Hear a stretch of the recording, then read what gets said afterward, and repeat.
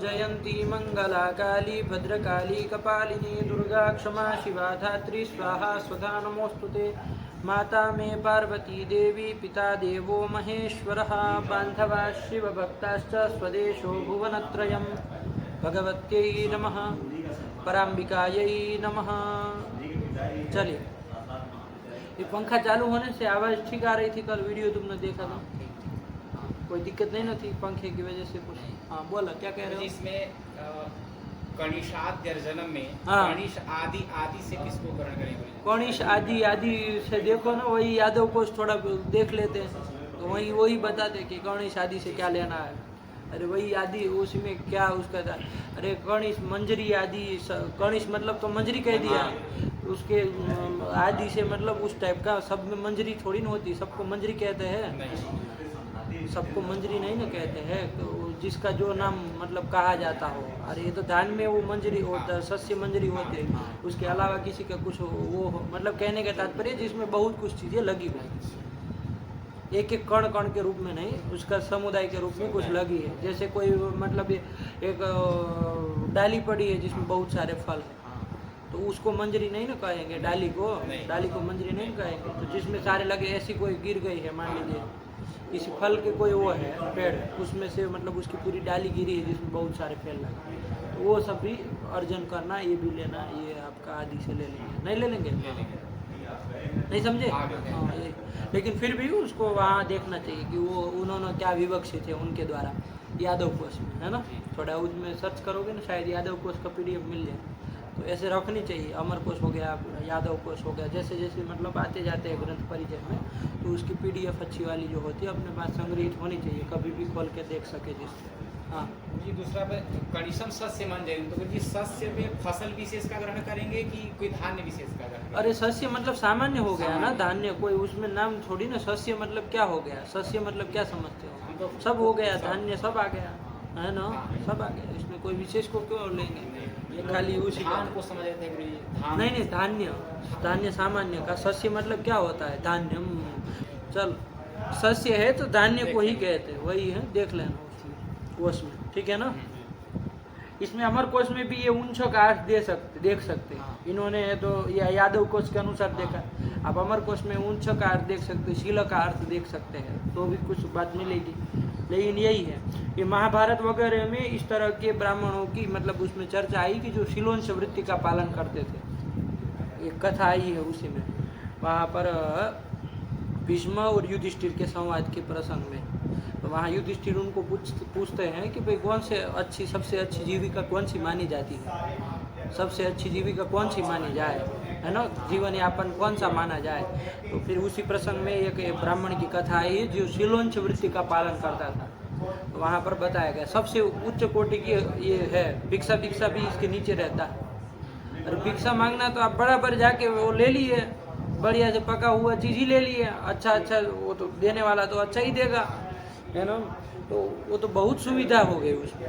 ये शीलोंश वृत्ति तो सबसे उच्च अवस्था में जाएगी, नहीं जाएगी? जीवन यापन करना है, बताइए आपको, इसी कण के आधार पर। जो कण वहाँ पर गिर गए, बचा हुआ है खेतों में, जो मतलब गिरे हुए हैं, बाकी सब फसल निकल गए, लेकिन वो जो गिरे हुए जो बीज हैं उसको ले लेकर, बीज क्या, वो कण है जो, उसको ले करके उसी के द्वारा अपना जीवन चलाना है कि नहीं है? बताओ कितना कठिन काम है? कितना निकलेगा उसमें? क्या हाथ में आ जाएगा?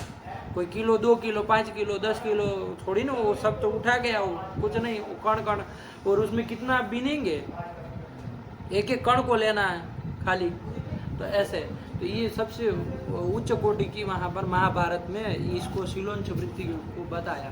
तो समझ में आया ना? उंच वृत्ति, शील वृत्ति, दोनों को शीलोंश कह देते हैं। शीलोंश वृत्ति वाले ब्राह्मण करके वहाँ पर कह दिया, साथ में उसका नाम जुड़ा रहे तो उंच वृत्ति भी थोड़ा अंतर पड़ जाएगा। उंच वृत्ति शील वृत्ति में आया ना, लेकिन वो शीलोंश वृत्ति उसको साथ में ऐसे कह देते हैं, साथ में जुड़ा हुआ शब्द है। इसलिए इन्होंने भी देखो उंच का ही अर्थ बताना था, शील का भी लगे आज उसी पंक्ति में साथ में था तो बता दिया, है ना, तो यही है ये उंच। समझ में आया? कण कणों का अर्जन करना, आदान करना, कणश आदानम, यही उंच कहलाता। और कणिश का अर्जन करना, कणिश का सस्य मंजरी का अर्जन करना, लेना, यही क्या कहलाता है? शील कहता है, शील कहलाता है ना। ऐसी ऐसी बताओ जीवन यापी का कितना कठिन काम होता है वहाँ पर। मतलब इस तरह का कि जैसे एक तो मतलब आप पेड़ के नीचे बैठ गए, अब पेड़ से फल गिरेगा और वो भी यदि मुंह में गिरेगा तो ही खाना, बाकी कुछ खाना नहीं है। बताओ कितना कठिन होता है वो। ठीक हुआ?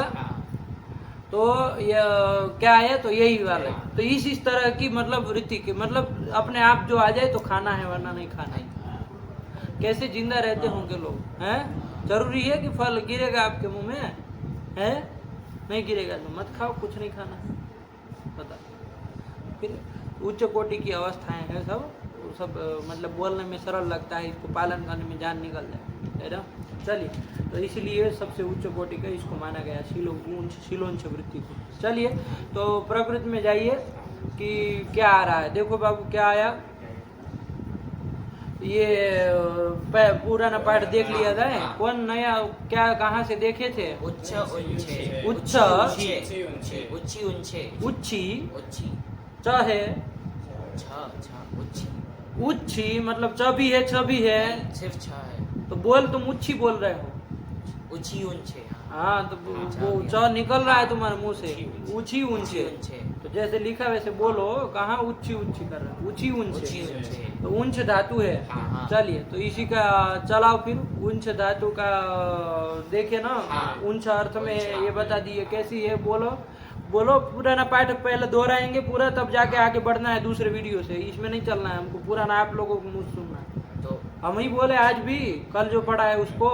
उच्ची धातु है, इसमें जो इकार है वो ह्रस्व इकार उदात्त अनुनासिक है, तो ये परस्मयी पदी है।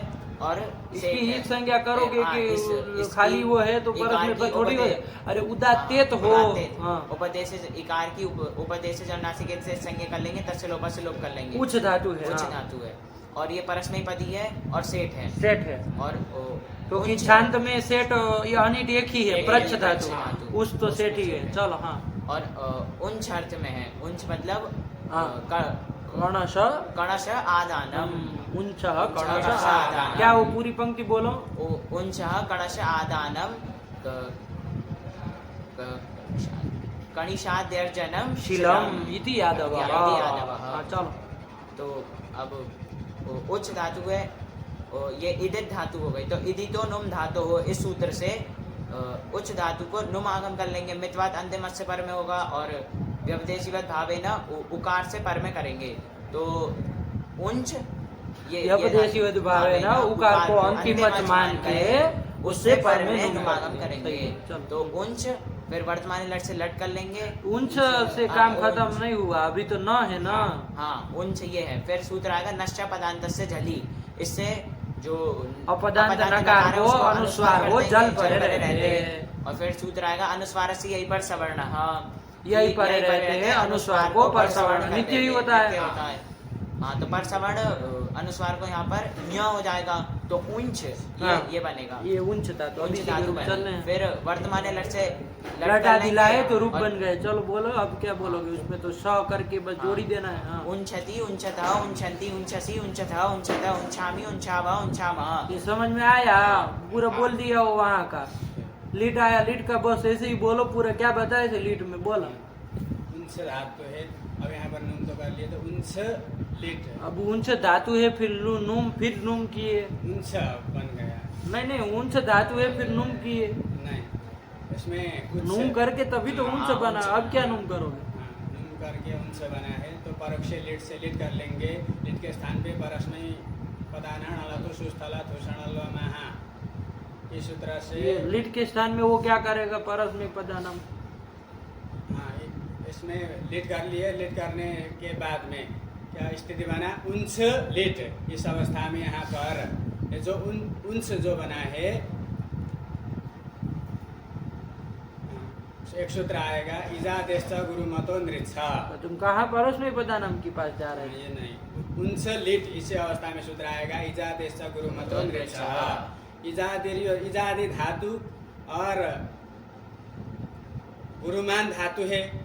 यहाँ पर य और छ का संयोग है तो उकार जो है गुरुमान भी है। और उकार रिचा- गुरुमान है, उकार गुरु है, उकार का गुरु संज्ञा हुआ है संयोग के गुरु सूत्र से। उकार गुरु है, हाँ, गुरुमान कौन हुआ? गुरुमान उंस ये पूरा हुआ। उंच धातु, गुरुमान मतलब गुरु वाली, गुरु हाँ। तो उंच पूरी धातु हाँ। उ गुरु वाली है कि नहीं है? हाँ। तो गुरु वाली, हाँ। गुरु वाली हो गई। और ये रिच्छा भिन्ना भी है तो इसको आम हो जाएगा, तो आम करेंगे। तो लीट में क्यों, लट में क्यों नहीं किए? लिट पर लिट में कर वो तो तुम कुछ कह नहीं रहे हो, बात बोलनी है तो पूरी बोलो, नहीं बोलनी है तो फिर हम इसके पास जाए। लिट पर रहते तो लिट पर में है इजादी धातु गुरुमान रिच्छा भिन्न है और लिट पर में है। अरे बोलो भाई आगे, लीट परे है तो आम कर लिए, आम कर अभी फिर लिए। सूत्र अब घटाओगे। अरे बोलो भाई, आप तो भाई बोला, तुम बोला लीट का बोलो, क्या इधर उधर कर रहे हो? अरे उंच धातु है, इससे लीट लाए और इजादेश गुरु मतोन रिच्छ, ये सूत्र कहता है इजादिर यो गुरुमान रिच्छत्यन्य तथा आम श्याल लीटी। तो यहाँ पर ये उंच धातु इजादी है, गुरुमान है, रिच्छ से भिन्न है, तो इसको आम कर लिए, लीट परे रहते हैं, तो स्थिति बनी ऊंचा आम लीड, ऊंचा आम मिला दी, ऊंचा आम लीड, बस स्थिति बनी। अब आगे बढ़ना है और तुम मार ऊंचा लीड, फिर रोक रहे हो, फिर सूत्र का बोल रहे हो, सूत्र का अर्थ घटा रहे हो, ऐसे क्या कर रहे हो?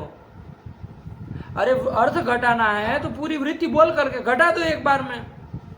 कभी आधा घटा रहे हो, आधा खाली वृत्ति बोल रहे हो, उसमें तो नहीं घटा, इजादी है, कुछ नहीं बताया, कुछ कहाँ कुछ है। गुरुमान आया तो घटाने लगा। आधा अधूरा मत बोलो, पूरा बोलो, कहीं भागना नहीं है हमको, पूरी चीज बोलना हो तो बोला कबड़ाओ नहीं, बोलो तभी तो। पाठ लगा समय ये सब बोलते नहीं हो, इसलिए यहाँ लाना पड़ता है।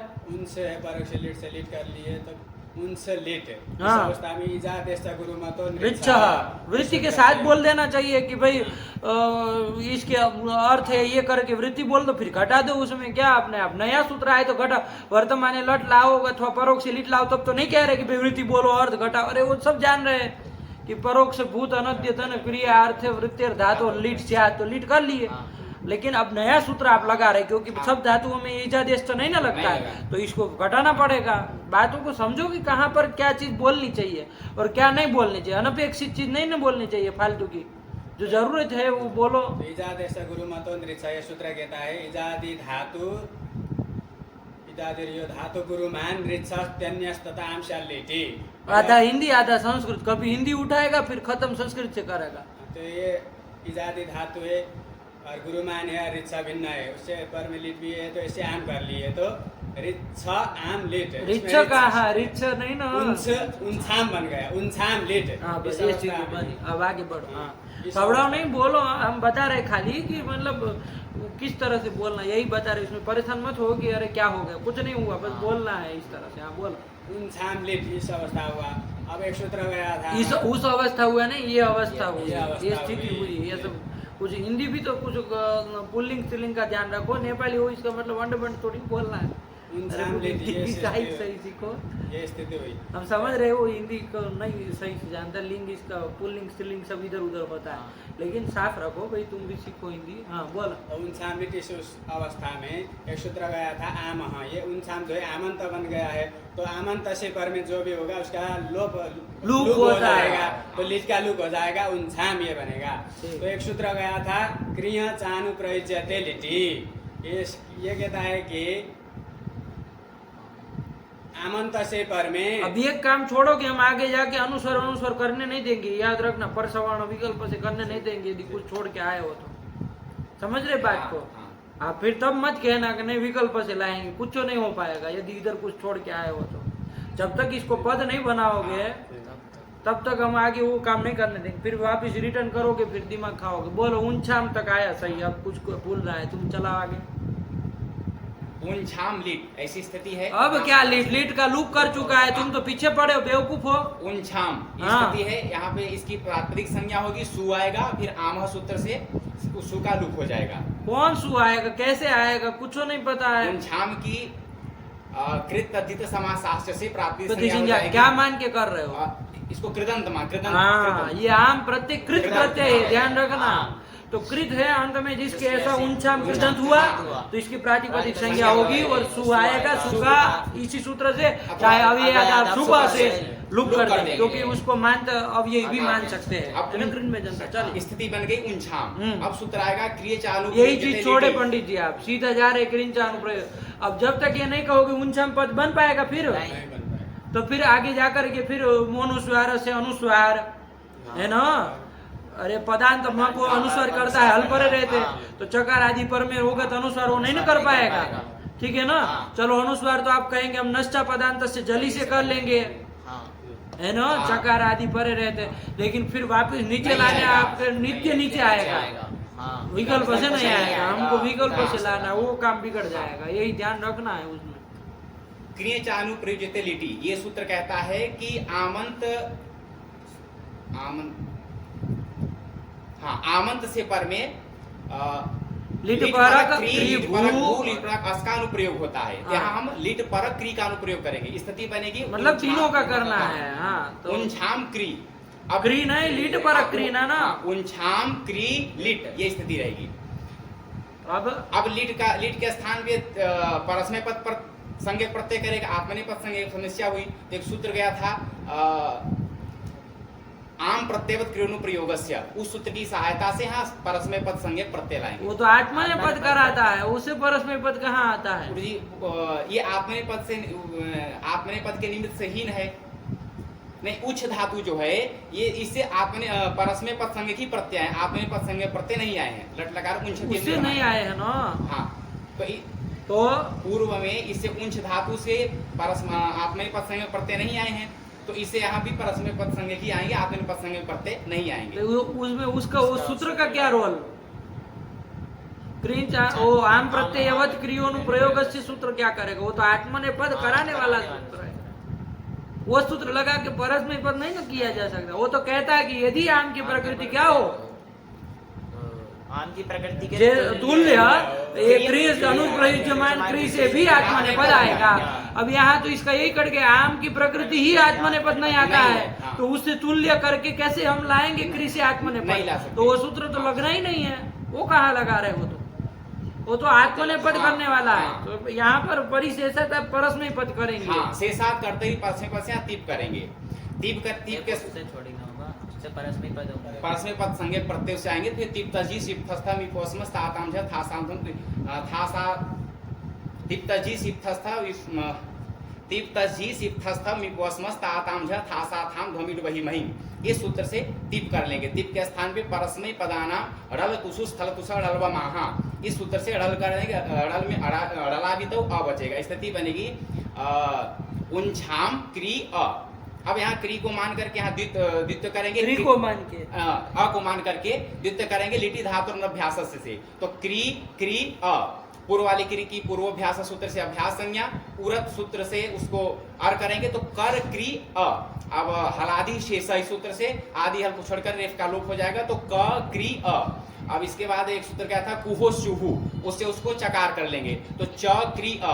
अचुन नीति से वृद्धि कर लेंगे तो चकार। अब मिला देंगे और अब मिलाएंगे नहीं, अभी भी हाँ, काम बोलना है सही से। उनछाम चकार, ये स्थिति बनी। अब अभी ऐसी स्थिति में वा पदांतस्य, पदांत से क्या करेगा। अभी उनछाम म है ना अभी तो। हाँ, उनछाम चकार अनुस्वार से यही पर सवर्ण। वो क्या करेगा। अरे अनुस्वार है ही नहीं तो कहाँ से परसवर्ण कर लेगा। अभी तो म है ना, उनछाम मकारांत बना है। उनछाम चकार।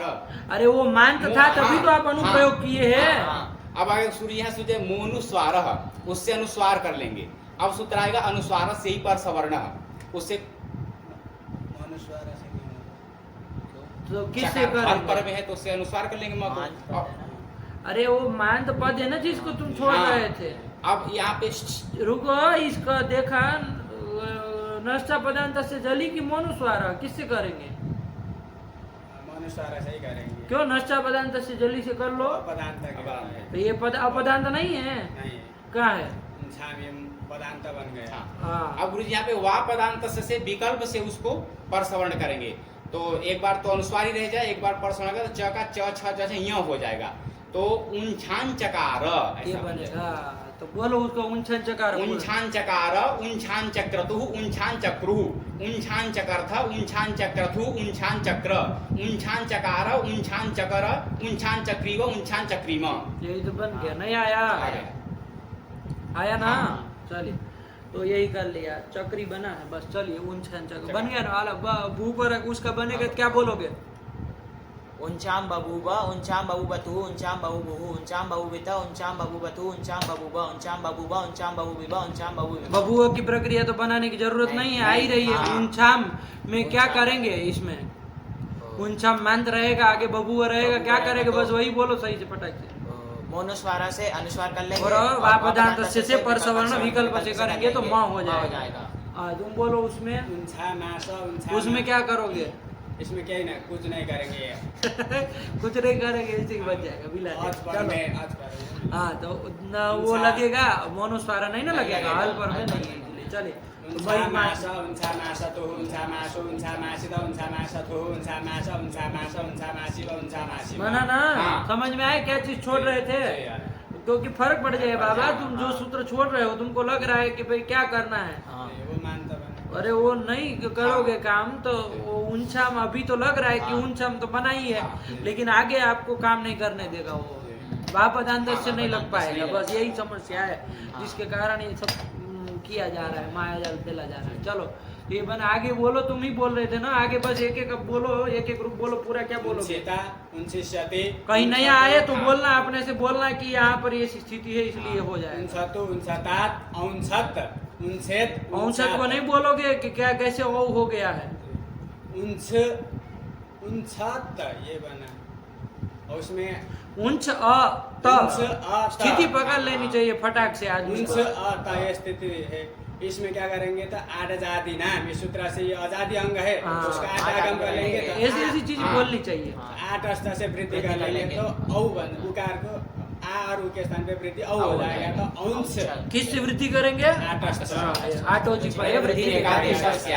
बोलते रहना हाँ। चाहिए सब चीज़। चलिए हाँ औंस बन जाएगा, उसमें मिलाएंगे तो औंछत औंछताम औंछताम ये सब बन जाएगा। चलो आगे बोलो एक उंछेत उंछ्यात औंछित बन जाएगा, कोई दिक्कत औंछिष्यत नहीं। औंछिष्यत। यही तो बन गया। चले अरे कुछ नई चीज आए ना तो उसको बोलना चाहिए उस रूप में, तभी तो बात हुई। हाँ।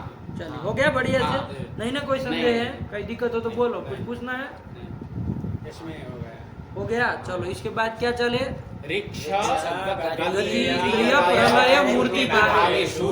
इसका बोलो क्या क्या अर्थ बता दिए थे ना। हाँ, अब चलो इसके रूप से चलना है ना, इसके रूप से चलना। कि इसके रूप बोलाए थे कुछ तो चार बना दिए, हाँ, इसको इसी में निपटा तो हाँ, पाठ हाँ, चालू करते हाँ। हैं नया। हाँ बोलो क्या, पहले तो अर्थ का अर्थ, बोलो। हाँ। क्या तुम बोलो जी, ऋक्ष धातु है, किन किन अर्थों में है? गति अर्थ में है, इंद्रिय प्रलय अर्थ में है और मूर्ति भाव अर्थ अर्थ में में है। है। ठीक, अब इसको हाँ। क्लियर करो हाँ। थोड़ा। गति अर्थ गमन, इंद्रिय प्रलय का है दो अर्थ है, एक तो इंद्रियों का नाश हो जाना अथवा रूप रस इत्यादि विषयों से उसको श्रवण मनन निध्यासन आदि में लगाना। हटा करके, हाँ। अरे उससे हटा उसमें लगाना मतलब हाँ। क्या, उससे उससे हटा हटा करके। करके लगाना। अरे वही ना, अरे श्रवण आदि श्रवण व्यतिरिक्त आदि विषय व्यतिरिक्त भ्यो विषय मनसो निग्रह। निवर्तनम, है ना, अथवा तो श्रवण आदि व्यतिरिक्त विषयेभ्यः मनसो इंद्रियाणाम निग्रह, मतलब सब अन्य श्रवण आदि से अतिरिक्त सब जगहों से इंद्रियों को हटा करके इसी की काम श्रवण मनन निधिध्यासन में लगाना। चलिए अब ये सब बात मूर्ति भाव का अर्थ है स्तब्ध हो जाना। यही, लेकिन मूर्ति इसमें भाव होना थोड़ा सा चाहिए। टिप्पणी प्रश्न है, क्या लिखा? इंद्रिय प्रलय स्वाप स्वापः। हाँ। स्वाप मतलब नहीं समझ। स्वाप मतलब क्या? स्वाप मतलब क्या? लय ही हुआ ना, एक रूप से नाश हो जाना, यही तो अर्थ हुआ। गुरु जी से मूर्ति भाव का शांत कर देना, स्वाप ये भी कर दो कि भाई सब विषयों से हटा करके इसमें लगा देना, इस तरह का भी। हाँ दोनों अर्थ में खींच ले। मूर्ति भाव गुरु जी काठिन्यम दिया है। मूर्ति भाव मतलब कठिन, काठिन्य हो जाना, मतलब एकदम मूर्ति भाव रूप में हो जाना, हिलना डुलना कुछ नहीं, यानी मूर्ति नहीं ना हिलती डुलती नहीं, कठिन हो जाती है एकदम से, उस टाइप से हो जाना, तो तब तो होना, वही तो बात आई। हाँ, ऋक्ष धातु बात का- वही है ना, हाँ। समझ में आया कि नहीं? हाँ। सही पकड़े हो, देख लिए वृत्ति को, अच्छी बात है। तो पता चला ना, हाँ। वही बात है। अरे काठिन्य आ जाना, शरीर एकदम से जड़ की तरह हो जाना। हाँ चलो, ऋक्ष धातु में छकार उत्तरवर्ती अकार जो है वो ह्रस्व अकार उदात्त अनुनासिक उपदेशे जनुनासिक इत इस सूत्र से इसकी संज्ञा और तस्य लोप से लोप हो जाएगा तो ऋक्ष धातु बनेगी। सेठ की हनी ठीक बोला हाँ। ये सेठ धातु है। चलो तो एक एक 4 लगा चल हाँ। ली तो बोला फिर रिक्षति, रिक्षतः, रिक्षन्ति, रिक्षसि, रिक्षतः, रिक्षथ, रिक्षामि, रिक्षावः, रिक्षामः। एक एक बोलो। रिच्छतु रिच्छतात् आर्छत आर्छत में क्या किए है? आर छत कैसे हो गया? रिच्छत रिच्छा रिच्छ अत हाँ। ये क्या मतलब? रिच्छ कुछ या तो इधर का बोलो, उधर का उधर जोड़ेगा, और इधर भी रहेगा उधर भी रहेगा, दोनों साइड अब बोलोगे। ये कौन स्थिति बोलने का? यही सीखे हो तुम इतने सालों से। बोलो स्थिति कैसे बोलोगे? रिच्छ अत हाँ ये क्या? रिच्छ अत मतलब इधर भी आ उधर भी आ, फिर इधर। अरे अत को क्यों उसको तके से आगम थोड़ी न हुआ है वो। अरे वो भी अपना प्रत्यय है, हाँ। अपना वो भी हिस्सा भाग लेगा। तो अलग अलग बोलो। रिच्छ अत ऐसे बोलो नेपाली बाबा कि सामने अलग समझ में आए। तुम उलझाते हो सामने वाले को। क्लियर करो अपनी वाणी को। अरे बाबा साफ साफ बोलो, एक वर्ण ऐसा साफ स्थिति बोलो कि सामने वालों को सूत्र के साथ लग जाए कि क्या बना। अरे रिच्छ अत ये स्थिति बनी, सबको दिख रहा है। धातु है, फिर विकरण है, फिर वो प्रत्यय है, कितना साफ दिखता है। रिच्छ अत लोग कहेगा अरे अट आगम इधर कर दिया क्या कोई? अरे अत के साथ जोड़ रहे हो, क्या जोड़ रहे हो? के त के साथ को। अरे स्थिति बोल रहे हो तो साफ साफ बोलो कि समझ में आए लोगों को। बोलो रिच्छ अत हाँ। ये स्थिति अब यहाँ है। क्या कर देंगे? इसमें आठ जा देना, नाम से आठ आगम कर देंगे रिच्छ धातु को, तो स्थिति बनेगी आ रिच्छ अत। हाँ। ये हाँ। कितना सुंदर लगता है। सामने वालों को समझ में आए कि हाँ क्या काम करना है, कुछ समझ में आए। हाँ फिर क्या करोगे? आठ से वृद्धि कर लेंगे। अरे किस किस को क्या करेंगे? बस हर बार आठ से वृद्धि तो सब जगह कर रहा है। आ रिच्छ वृद्धि किस किस को करनी है? आ और रिच्छ इसमें आ और रिकार के स्थान पे आठ से वृद्धि करेंगे तो आर वृद्धि हो जाएगा। तो आर्च अत ये स्थिति बनेगा तो मिला देंगे। अच्छा कुछ साफ साफ बोलो। आटस्थ सूत्र तो बात आ और री के स्थान में आटस्थ से आर वृद्धि हो जाएगी। तो कितना समझ में आए? आटस्थ से वृद्धि हो जाएगी, फिर पूछना पड़े किसके स्थान में होगी, तो कहेंगे आ और री के स्थान। फिर पूछेगी कौन वृद्धि होगी, तो पहली क्लास के बच्चों की बातें सिखाना पड़ रहा है। क्या पाठ लगाते आप लोग? तो हो जाएगा। तो क्या बन गया? आर्छत हाँ और फिर आगे रिच्छेद रिच्छेद ये बना लिए। हाँ। इसके बाद के कोई लकार नहीं चलाए थे। चली जाएंगे। अब बस यहाँ तक का पाठ हो गया ना, हाँ। चला जाए उसमें। हाँ। तो इसको करो, आवर्तन वाले पाठ को परिसमाप्त।